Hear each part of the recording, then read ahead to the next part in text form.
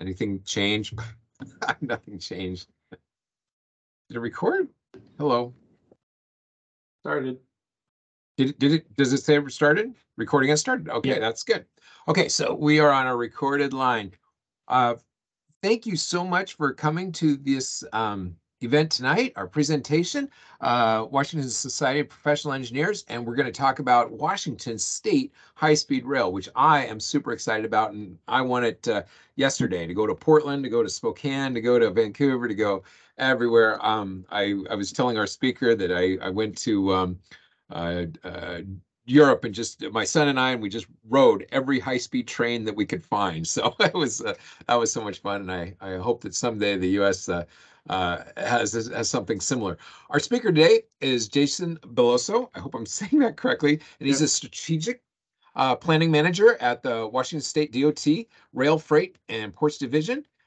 He's been with the department's high-speed rail in coordination with Oregon, British Columbia, and the private sector since 2016. And they recently submitted 3 federal funding applications to move forward with some planning projects and capitalization of $150 million in matching funds. On the $150 million in matching funds provided by the legislature. And he's been with the department since 2007. He lives in Seattle. And Jason, thank you so much. I will turn it over to you, and thank you. Fantastic. Thank you, John. Thanks for having me. Good afternoon, everybody. Jason Beloso. And like John said, I am not an engineer. I am a planner. And so I'm going to take you on a little journey here. But let's see here. Spoiler alert. This is not so much about a train or the high-speed rail system that we're building. And I'll explain throughout this presentation. I've got about 10 slides, and then at the end, I do want to hear your questions. I do want to hear your comments. I have about 5 prompting questions just to stimulate dialogue.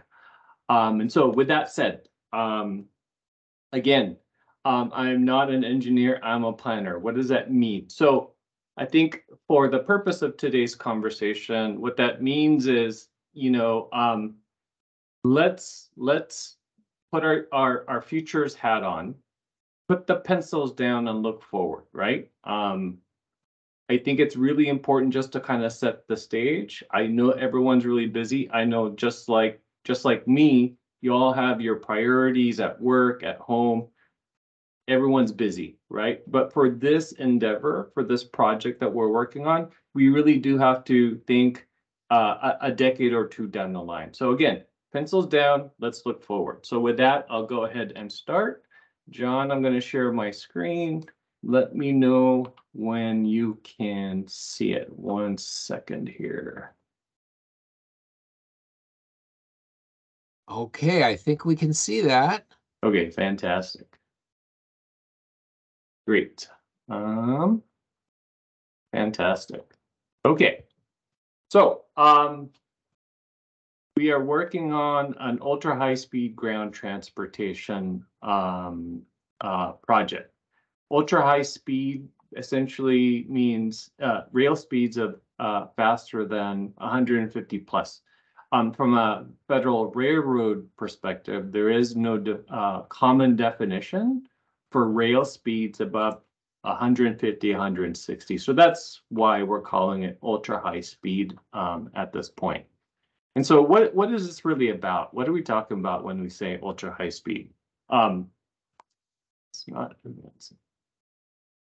So we're talking about a system, and at this point, we're still technology agnostic.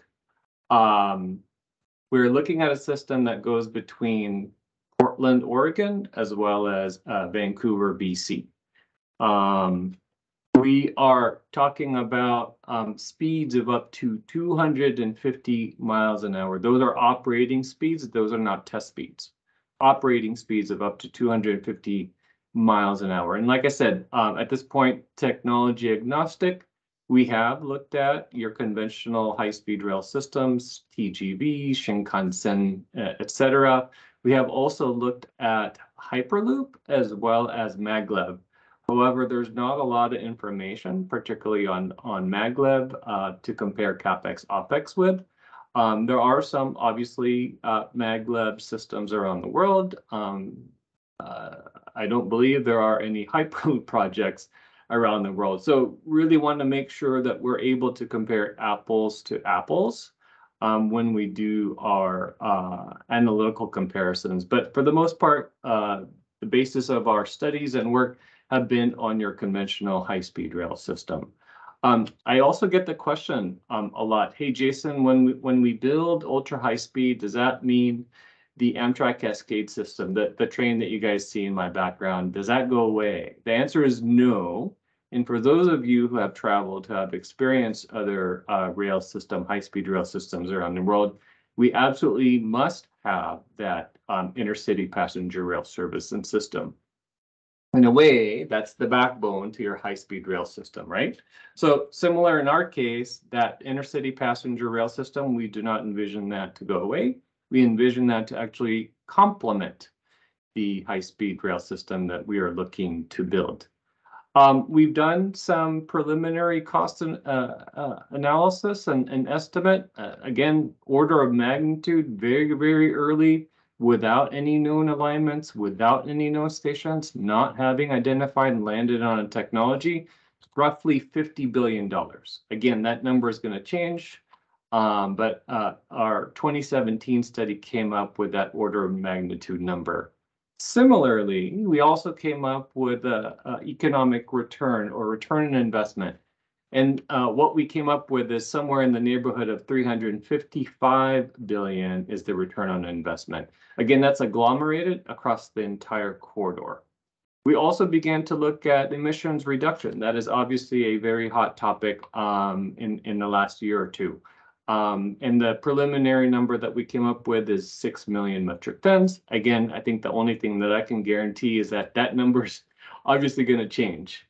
We have not made any decisions at this point in terms of alignment, in terms of station, but again, very preliminary 6 million metric tons.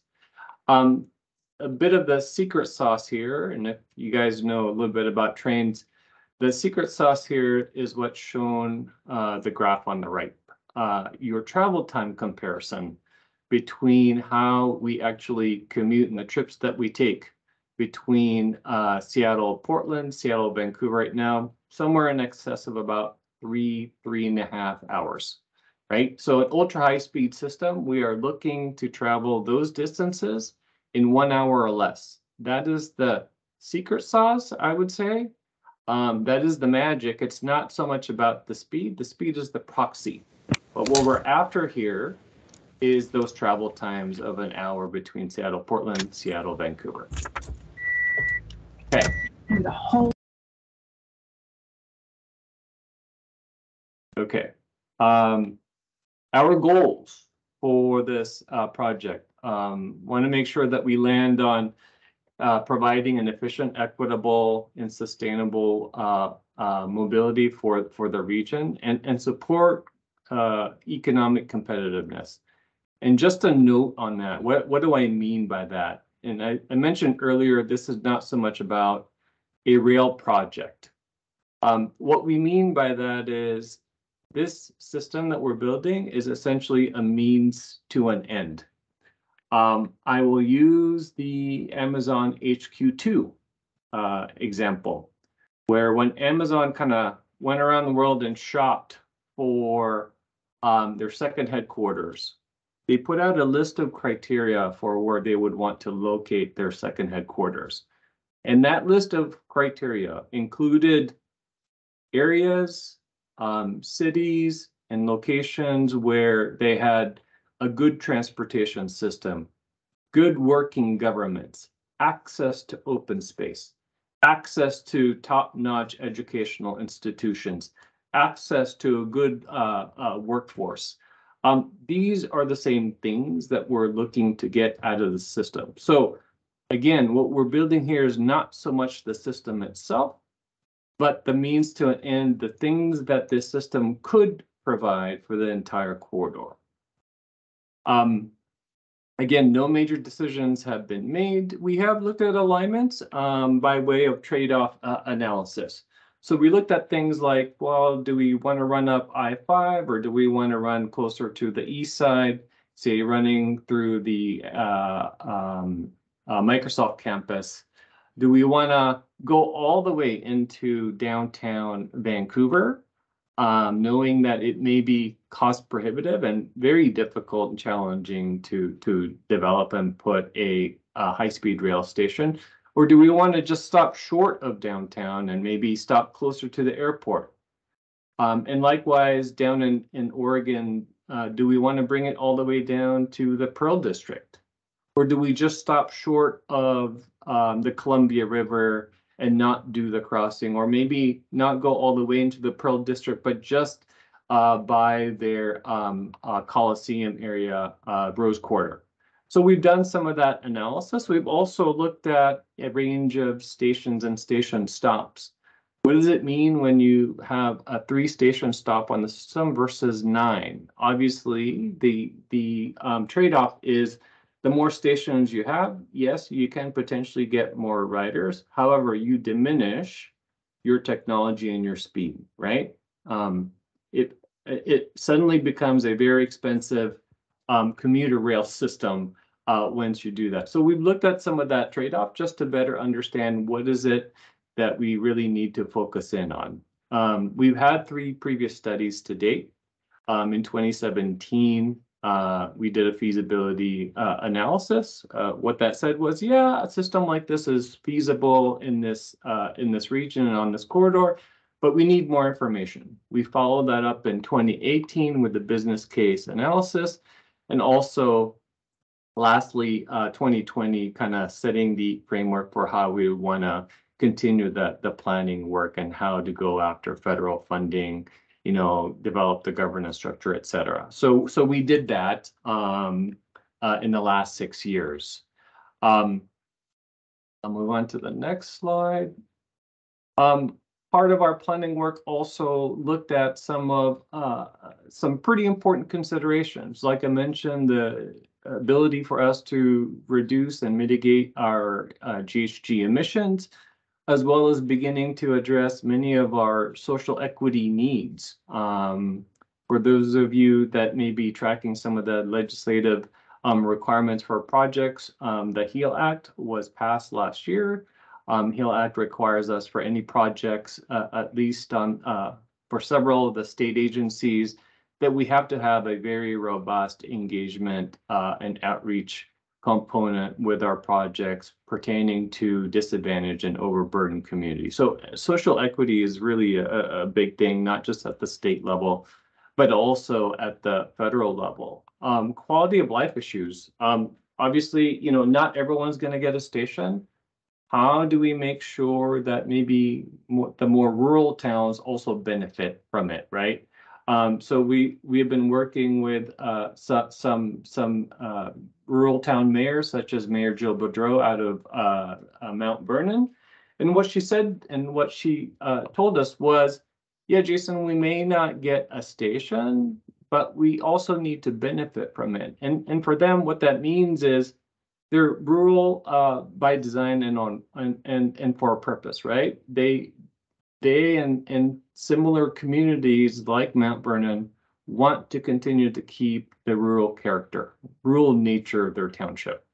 So for them, that's really important, right? And so we want to make sure that everyone benefits from this, not just those cities and townships that will eventually get a station. So couple other items on this slide, the connection piece. We, of course, now are challenged with many of our transportation systems, fair amount of congestion. Just think 20 years down the line, what is that demand for transportation and how do we meet that with the transportation supply? That's a very challenging thing for many of us. And so part of the I guess intent here is to make sure that we maximize much of the transportation systems that we currently have. And that's really important, right? Because we are already struggling now, much less 10, 20 years down the line. So this is an interesting piece to me, and I'll take a page also from the tech industry. So looking at future workforce, a flexible workforce. And this information also comes from some Deloitte Insight articles. And the thrust is that, cutting edge innovative companies are looking to tap new workforce and focusing on people's talents rather than fulfilling a specific job. Many organizations are pivoting towards talent models that really center on the skills, again, rather than the jobs. And so what in this example, what they're finding is a skill-based approach or skills-based approach can enable organizations to be more creative in addressing some of the talent shortages. I think part of the message here is, hiring and it's changing that paradigm a little bit. Hiring for the skills rather than the job itself. We're also hearing and learning that employees are also looking for more interesting work. Just take the great resignation, for example, when COVID hit, right? Many employees are also looking for flexible career paths. How do we do that, and what does that look like? Those are, paths such as lateral moves, and then talent marketplaces, sprint teams, as some have called it. So in short, as we look at the future workforce, we are also positioning this and making sure that we allow a system like this to expand the talent pool for current and future employers, bringing the necessary skills to the job, as well as being able to support flexible sourcing and career paths for many of the employers, again, across the region. This next slide is more illustrative, just to kind of show, and you guys know this better than I do. There's many steps before we could even get to development. There's still many stages, even in the project initiation and project development phase. Not a lot of people in the planning world that I live in tend to understand that. So we tend to use this slide to kind of say there are many steps and still quite a bit of a hill for us to climb. But just to illustrate, that there are several milestones that we still need to hit before we even get to construction. Some more of the more recent news, we updated our memorandum of understanding between British Columbia, Oregon, and Washington in 2021, committing the 3 states to project implementation and next steps. To date, we have 2 committee bodies, an executive level as well as a technical level, and they're really intended to represent many of the transportation planning agencies, again, from the 3 jurisdictions, and then help us to coordinate and guide the project initiation and implementation. Luckily, last year, we were given additional direction by the legislature, as well as funding to continue our work. We were given $4 million to do 5 things, and that's the next slide. 5 things that the legislature continued to ask us to do, as well as a pretty nice wallet to match any federal funds. So we were given $150 million as match for any federal grant opportunities. As of last week, we have submitted our 3rd and last federal application. So we submitted a total of 3 federal applications just in the last 2 months. And so we're pretty excited about that. That's a pretty big milestone for us.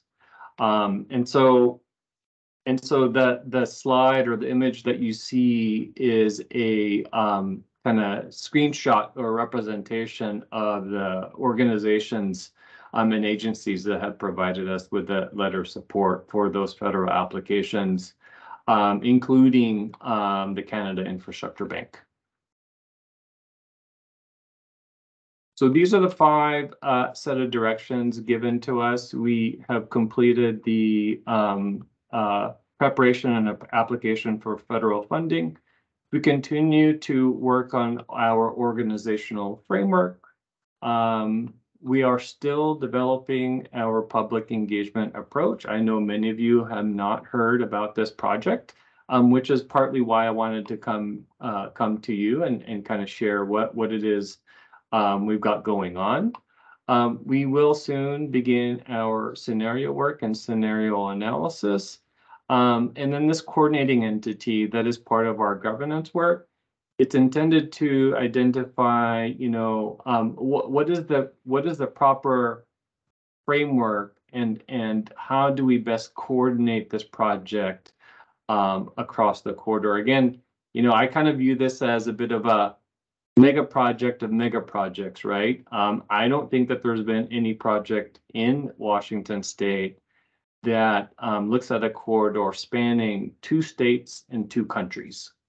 That's a pretty big endeavor. So we want to make sure that before we really get started, we have thought through a lot of these things that could potentially stop us dead in our tracks, right? And that's the last thing we want to do once we get going, is that we stop in our tracks, because that's where you begin to incur costs.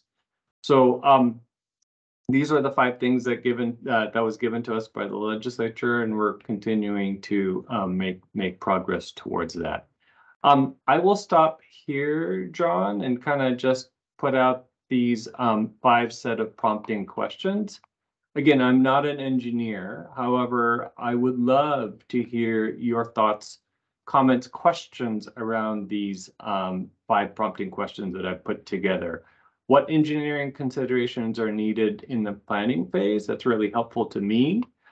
Do we have the knowledge base and the workforce, expertise in the region to deliver this type of project? Are there any gaps from your guys' professional expertise and opinion?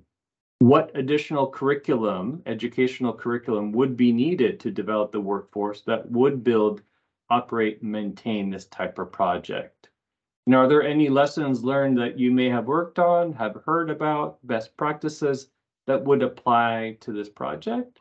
And then lastly, what challenges do you see and how would you go about overcoming it? So I just wanted to put out these prompting questions to stimulate dialogue. I'll stop here and John, kind of look to you to help facilitate.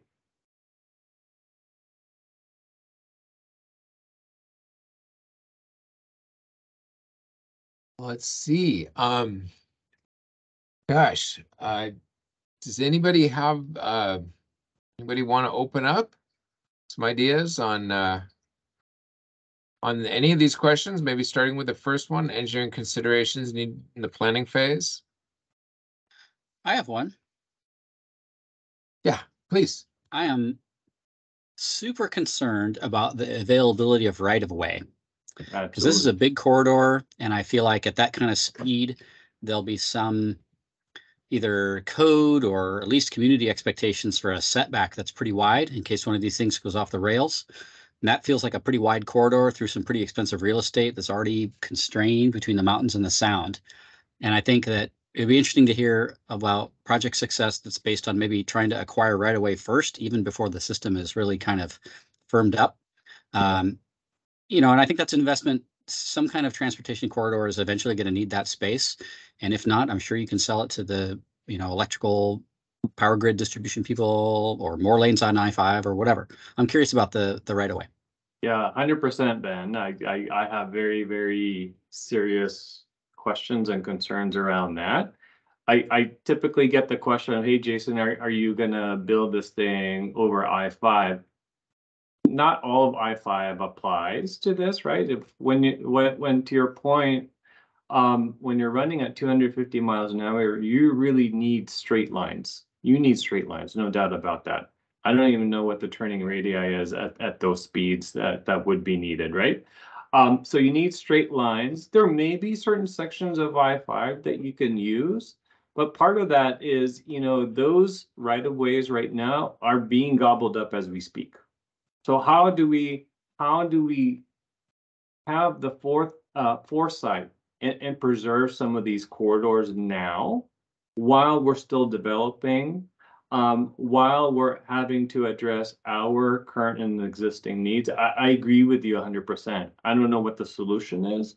And we have been talking to utility, electrical, and energy sector just to kind of see what's changing. That is also an industry that's changing as well, right?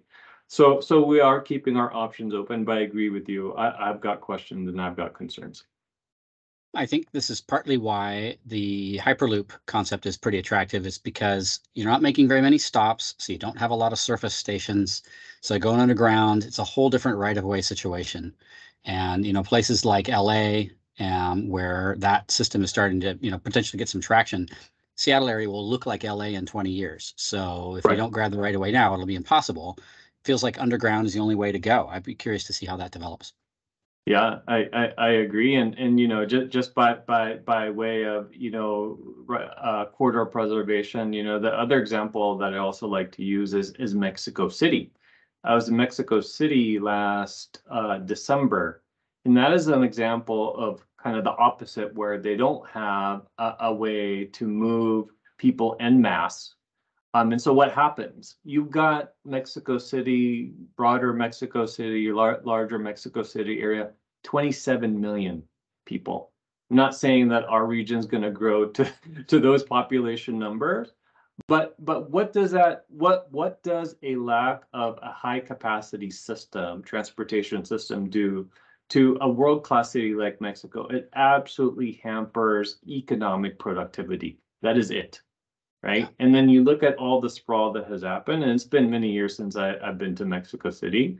But I was just in awe when I saw just the level of growth that has happened. It's just amazing. So I also like to use that as an example in the opposite direction, right? What happens to an area where you don't have high capacity transportation systems?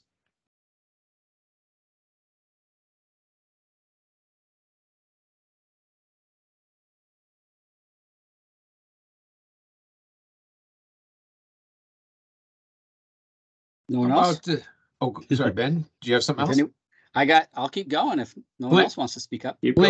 Please do. I was wondering, I'm from that last conversation, around areas, around cities, it feels like you're not running at, the huge speeds, but the problem's the same, and you're still trying to, do pretty high speeds. I mean, you still want to be going, 60, 80 miles an hour even in urban areas, right before you stop and right before you get going again. So yeah, that's going to be interesting. Sorry, Ben, go ahead. I agree with you, John. I think I wanted to comment on the educational question. I spent a lot of time with both the four-year baccalaureate institutions in Washington, but also with the community college, career and technical center, on the advisory board for the pipeline there. And there's a big focus on aviation, but also maritime and building trades for construction. But there are many examples on the East Coast of where some of these schools have pivoted to stand-up programs for things like wind energy. There's some of these huge offshore wind energy projects, and they suck up all the available design and fabrication talent for like a 50-mile radius. So I want to put a plug in for Washington State's career and technical colleges. I think they pivot really fast. I think they'd be really excited to understand how to stand up a program for this. And there's a lot of concern about what's going to happen with aviation in Washington over the years ahead. I think this could be a great supplement or even a replacement for that level of expertise and construction if it moves elsewhere. If that moves out of our state, we will still have potentially a large construction project for decades with a project of this scale. Yeah.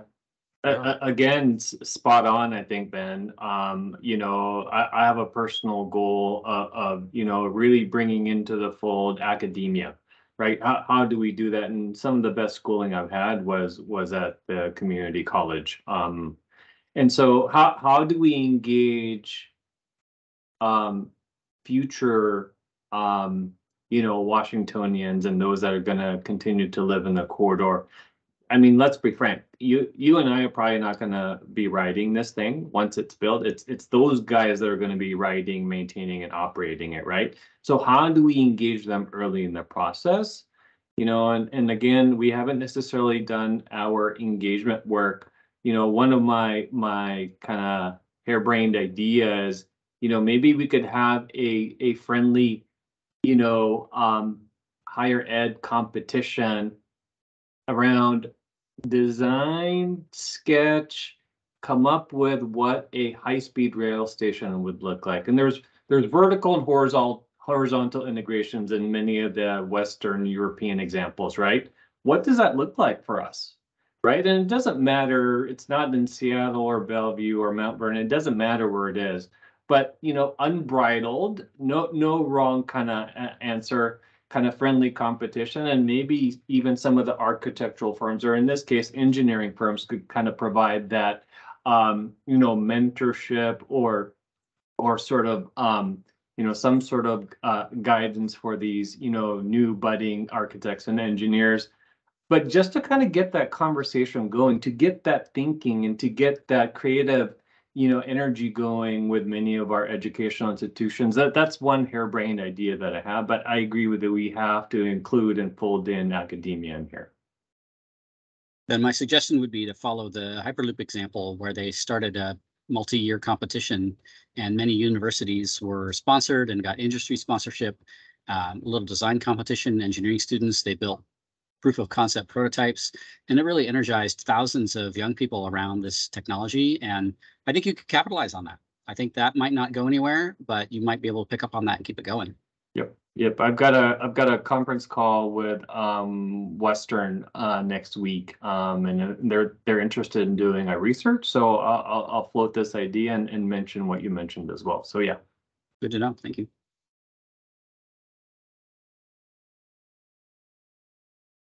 I joined this conversation a little late. It sounds like there's an assumption that this train will be at grade in urban areas. Is that, are we not following kind of the example of the light rail and at least having some critical sections below or above grade as needed?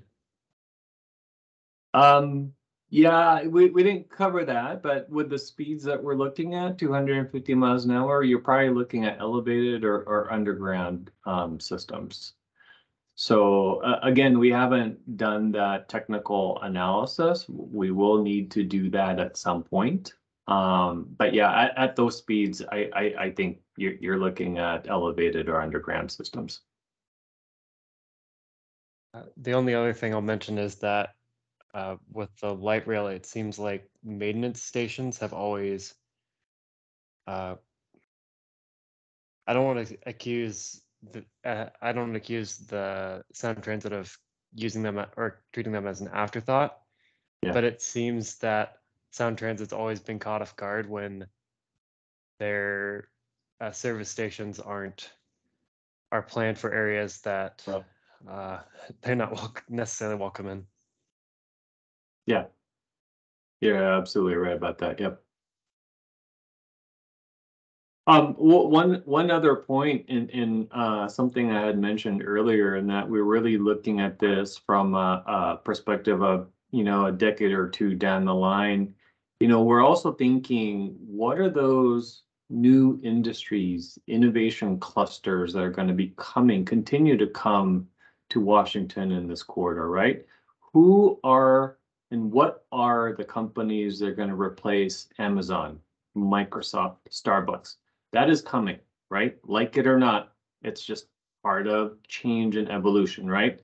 So how do we look at and keep an eye on those future industries? Industries such as one of the things that I learned from some of the articles, two futurist articles, is that, you know, we're all gravitating towards this tech industry, and tech is a big, you know, capital T tech, right? But tech in terms of infotech, you know, a lot of the technology that we have is really based around pushing out and sharing that information. And so what does that future industry look like for this region? we are a breeding ground for a lot of innovation. And you just look at all the multinationals that have sprung out of Washington, Seattle, and the corridor. I mean, there's a lot, right? So who are these companies? What are these industries that are going to come and replace the ones that we have? Companies such as Blue Origin, which obviously is looking to bring humans back up to space. I believe, I'm like 95% sure they're based in Kent Valley, right?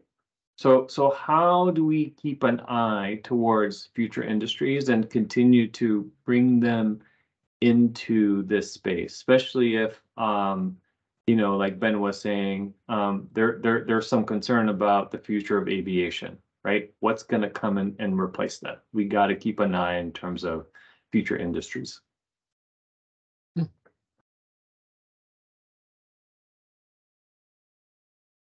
Yeah, alongside that, and I realize this is not part of the prompted questions, but I've been hearing a lot about a second airport, and my thinking going is that if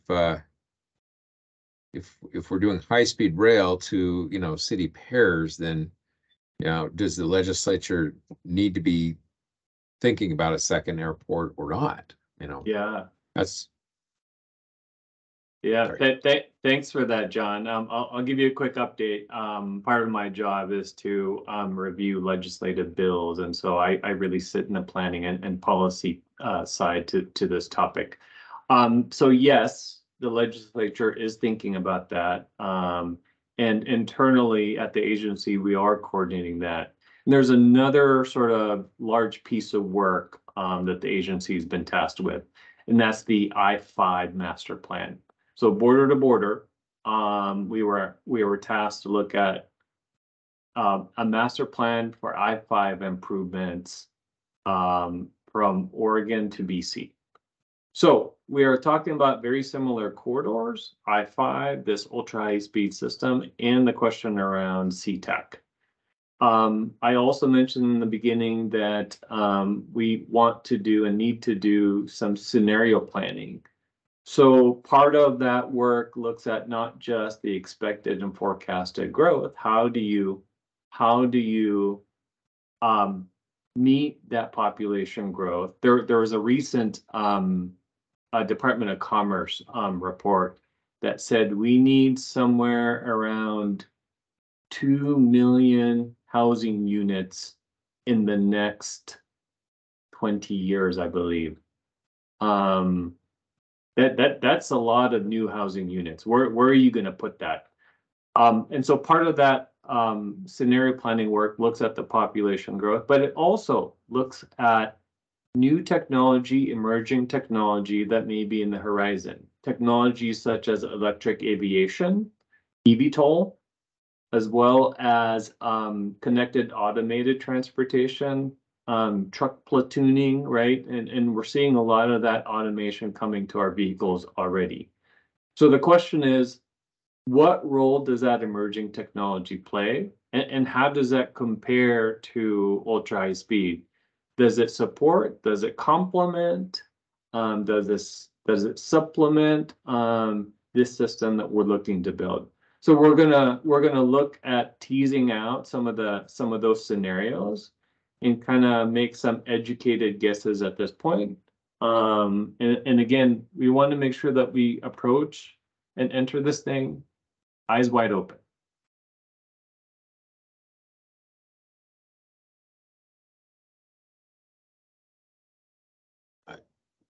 Another question that I have is, are there discussions with the freight community? I know part of your role as a strategist is talking to the freight community, but I presume there's kind of no overlap in infrastructure and actual track, but maybe there is. I wanted to ask about God that. forbid. Yeah, no, we've looked at that. My director will tell me, well, Jason, if we did that, we would just get sued by BNSF because they're really the ones that move freight, right? But I think the doors open on that one in the sense that what would a high-speed freight system look like? And you're probably not talking about 40-foot containers running down the corridor at 250 miles an hour. I don't think you're looking at that. I think what you may be looking at is, your smaller packages, those packages 5 pounds or less that are being delivered by Amazon, that's being generated by e-commerce, right? Year-over-year growth on e-commerce, I don't need to tell you guys, tremendous growth there. So I think when you talk about freight and high-speed rail, I think you're talking about smaller packages moving up and down the corridor. What I've heard from the freight community is, well, Jason, you're touching it twice. So the key in that conversation is how do you minimize the touch points so that it's also as efficient to move freight and that you're not moving it multiple times.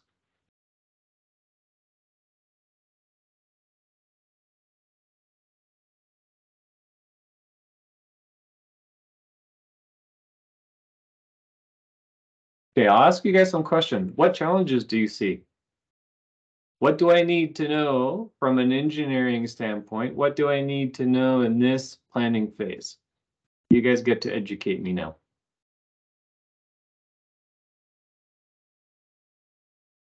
Plan your service stations.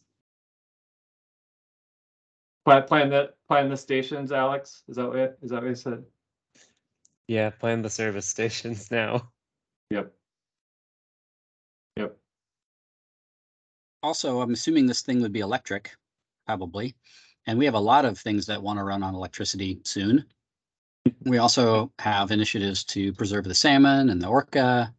Yep. I think being part of the conversation around generation is going to be important. By the time this thing is alive, I am sure we'll be hydrolyzing seawater with extra electricity to make hydrogen and all these things. So just how to stay in touch with the propulsion traction engine power supply will be interesting. Yep. Absolutely. We're even thinking of maybe having that, giving them a seat at the table, the energy and utility sector. We envision that, yes, this will probably be electric. And these systems will require a huge load, right? So how do you make sure that you also bring that into the system? So from a design perspective, another thing you might want to look at is what are your passenger expectations for connectivity? Because they increase every day. And I think it's very unlikely that you will not be required to have very high speed internet access on this object, which is moving 250 miles an hour. And it's being done on aircraft and some other trains, but what will the data transmission mechanism be? How will you keep that running? Yeah, good point. I haven't thought about that. Good point. I think John may have unmuted. Can you hear me? Yep. How many rail would you use with something like this? Would there just be one rail from community to community, or would you have more than one track? I think, well, I will, how do I say, I'll guess at this point. You're probably looking at double tracking at this point. You're also, I think the question is not so much how many rail, but how many round trips, right? Asking the round trip question gets you to the ridership and demand conversation. So it's a question of how many round trips. Obviously, 1 hour service between Seattle, Portland, Seattle, Vancouver, you're looking at round trips every hour, or trips running at every hour. Can you go every half hour? Does that make sense? Can you go every 15 minutes? I don't know, right? But you're looking at a minimum, and again, I'm guessing here, at least 1 hour. Yes. And with multiple tracks, would that allow you to have, intermediate communities that could be developed between Seattle and Portland or Seattle and Vancouver by through the day altering your locations where you'd stop and give you more flexibility.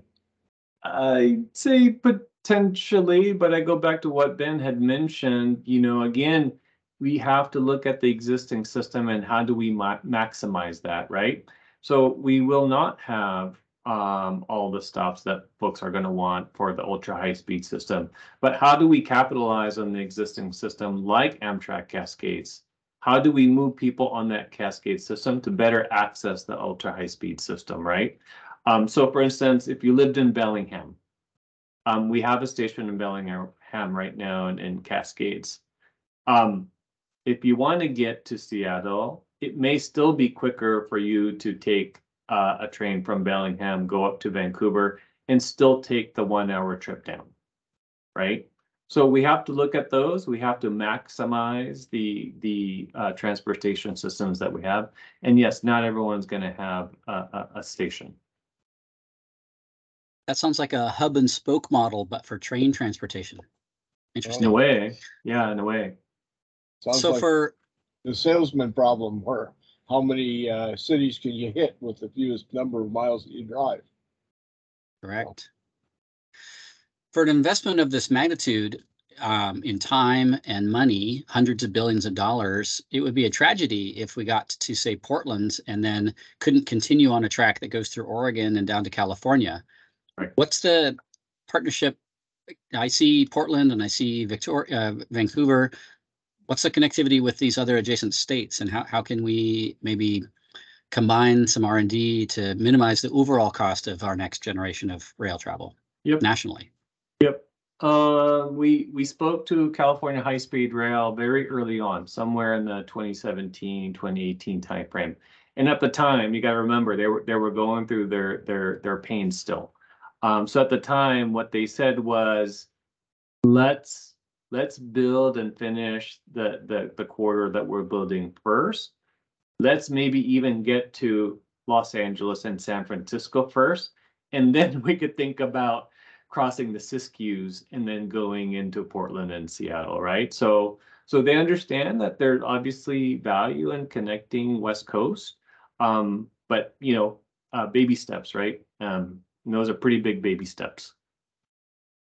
They sure are. I'm just reminded of being a university student in the 90s in Seattle in engineering school and watching them build the tracks.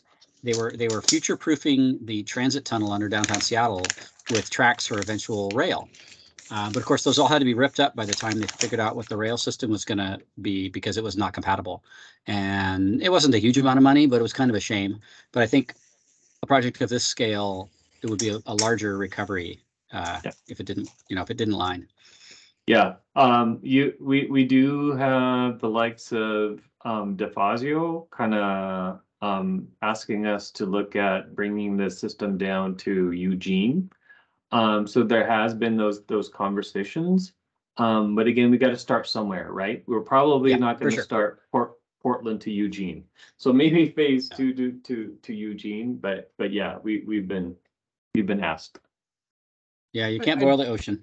Yeah, I do want to ask the passenger question. Are there passenger estimates available for these different routes? It feels like I've seen them before, and my Mr. Google is not showing it to me right now. We do. I think they're very much on the conservative side, and I don't recall the number. I just recall, and this was done in 2017, John. I don't remember the numbers, but I do recall it being fairly low. And of course, those passenger ridership numbers, you kind of have to throw those out of the window. I mean, if you just look at what the pandemic did to transit, public transportation, and many of us still working from home, I'm one of them, right? What does that mean? How does that inform, ridership projections? And then there's also some really interesting and innovative things in terms of induced demand, induced riders, such as I'm also a big aviation fan. Star Alliance has recently partnered with Deutsche Bahn where when they sell a ticket or sell you a trip, the ticket could likely include a plane and a train ride, right? So partnering with those types of systems and programs could also help increase ridership and induce demand. So there's a lot happening. And then the other thing I'll mention to that note is in Europe, what I'm reading is because of the, I guess, personal interest in contributions for helping to reduce emissions, and I think some of it may even have been put into law, that the ridership on trains has increased, and intercity aviation travel has decreased because, of course, riding a train is a lot less carbon intensive than getting in an airplane. So at least in Western Europe, we're seeing that shift, we're seeing that change.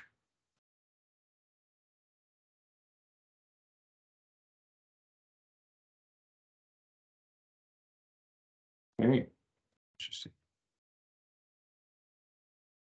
Did we connect the dots with the FAA requirement for the new airport? I mean, we're going to have a second terminal within 10 to 20 years, and that's timeline is shorter than this one. How do we stay in touch with being able to get a high-speed train to the airport and continue our travel? Yeah. So a couple of updates, and it popped into my head and I forgot to mention it. So I'll give you guys a quick update on what's going on there. There's legislation right now, and we won't know until legislature ends the session this coming weekend, the 23rd.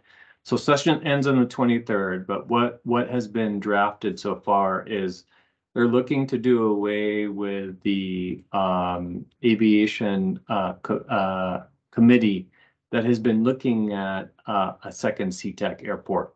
They're starting from scratch and they're going back to the drawing board and looking at are there other opportunities to expand CTEC and Painfield.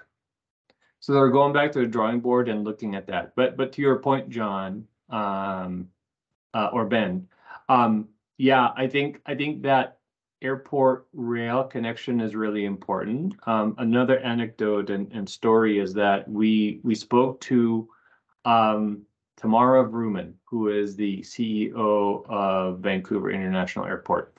Tamara also happens to be the chair of the Canada Infrastructure Bank.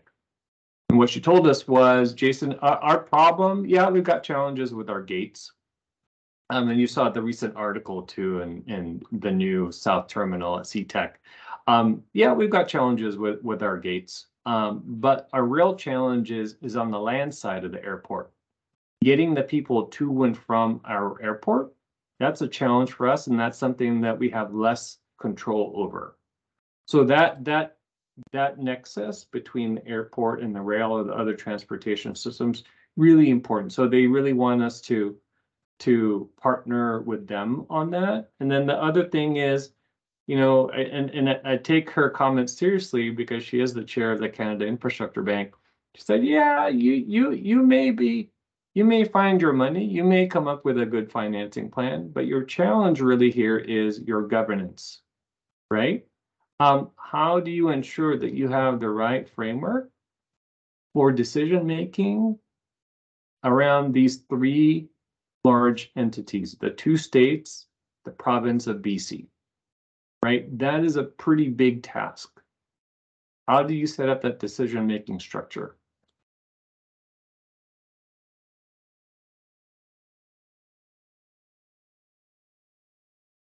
Just pasted something into the chat, and it's a Crosscut article, and it says this: there's 830,000 people who ride Amtrak now. That's not that can't be that corridor. Yeah, we were on track to hit 1 million riders a year before the pandemic hit. So, and right now we're back on track. Is that on that corridor, on the Seattle Portland corridor? Yep. Okay, that's a corridor. Yep. That's 1 million, almost 1 million. Okay, wow. That's more than I would have thought.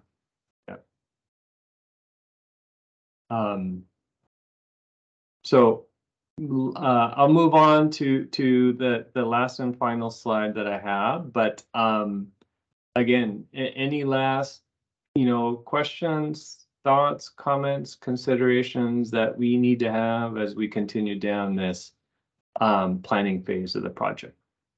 Any additional thoughts from anyone?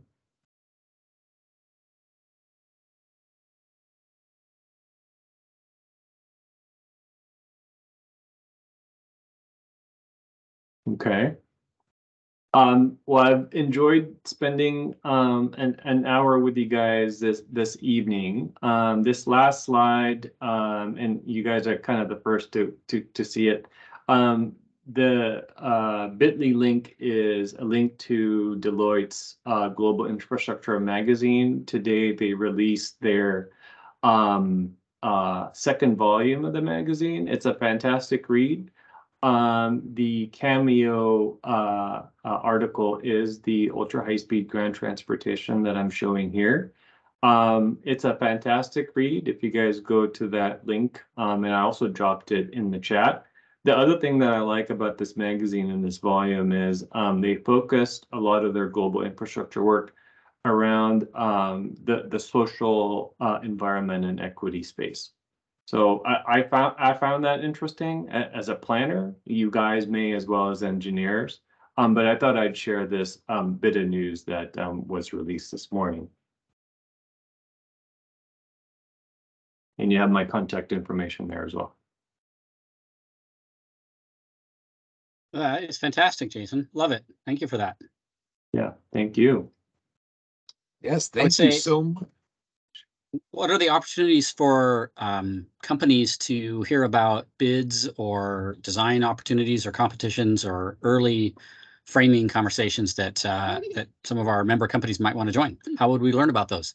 Yeah, so timing on that, that will depend on several things. One of which is if we were successful, and all things point to us being successful in that federal grant application. We are asking for and have submitted a grant for $250 million. That positions us for PAL or pre-NEPA. So with that in mind, we will need to begin to look at and conduct more technical analysis. But timing on that, Ben, I think you're looking at a year or 2 years out. That makes sense. Thank you. Yep. Okay.